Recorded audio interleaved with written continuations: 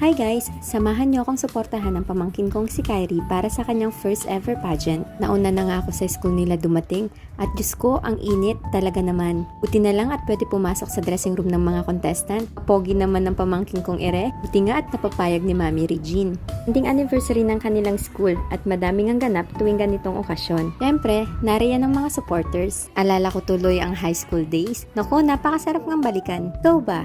Active ka din ba sa mga school activities nyo? Nakakatuwa nga ang mga batang kalahok. Makikita mo kung gaano sila ka-confident. 4:00 na nga ng hapon nang magsimula ang program. At maya-maya pa, sunod-sunod na ang ganap. Mabilis nga ding napuno ang mga upuan para sa mga manonood. At kung gaano kainit ang panahon, ganun din kainit ang support ng mga parents. Nakakatuwa ang panoorin ang mga reaksyon ng tao. At sigurado, proud na proud ang mga parents ng mga bata. Handang hikayatin silang sumali sa mga ganitong activities. Bukod sa mag-i-enjoy sila, matututunan din nila ang sportsmanships at tataas ang kanilang confidence. Pagkatapos nga ng opening remark, nagsimula na ang mismong program. Meron nga din silang nakahandang video presentation para sa lahat ng kalahok. Preschool at elementary category ang pageant. At ang pamangkin ko, representative mula sa grade 1. Diba? Kung bibo lang ang pag-uusapan, abay hindi kami magpapahuli.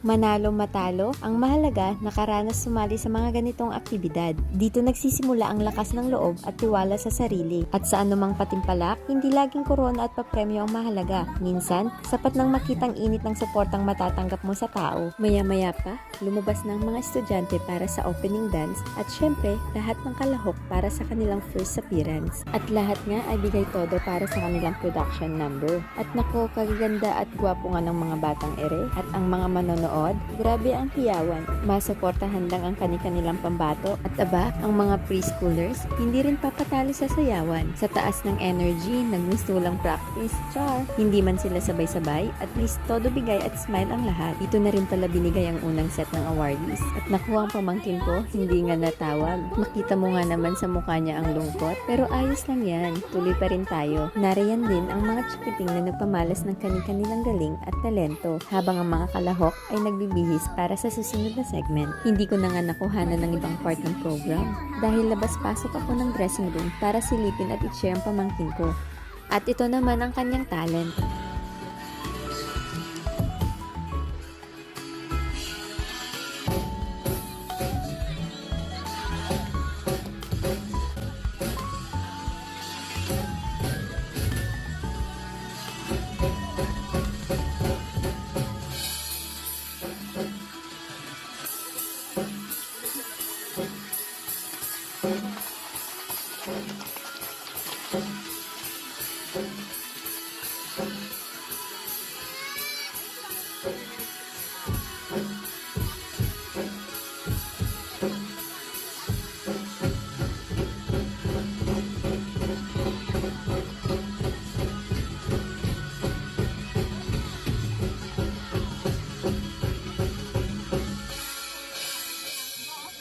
Okay, let's review number 4 candidate number 1, Kylie Azika E. Lopez. Inabutan na nga ng dilim at nariyan pa rin ang mga supporters. Maya-maya, tinawag at pinarangalan din ang mga dakilang parents na nahalal bilang officers ng taong ito. At isa nga dyan ang mami ni Kyrie. Sa oras na to, tapos na ang talent portion at nasa final part na ng segment, ang formal wear. Ang bilis nga ng araw, kailan lang nung baby pa tong pamangkin ko. Ngayon, kaya nang humarap sa maraming tao at rumarampa. Naku, maya-maya pa, pinatan na rin to. Manliligaw at magpapakilala na ng girlfriend. At syempre, sa formal wear, hinaharana ang mga kalahok at dito, kapwa nila estudyante na talaga namang magagaling kumanta. Mapapahanga ka na nga lang sa mga guro at halos lahat ng estudyante dito ay may kanya-kanyang talento. At di nga nagtagal, binigay na din ang final set ng mga awardees at mga nakapasok sa top 3. Binigyan din ng certificate ang lahat ng kasali. Hindi man pinalad manalo ang pamangkin ko, abay ayos lang. Nakaka-proud pa rin at sa mura niyang edad, kaya na niyang makipagsabayan. Sa buhay, hindi laging papanig ang swerte at ayos lang yun. Ano pa man yan,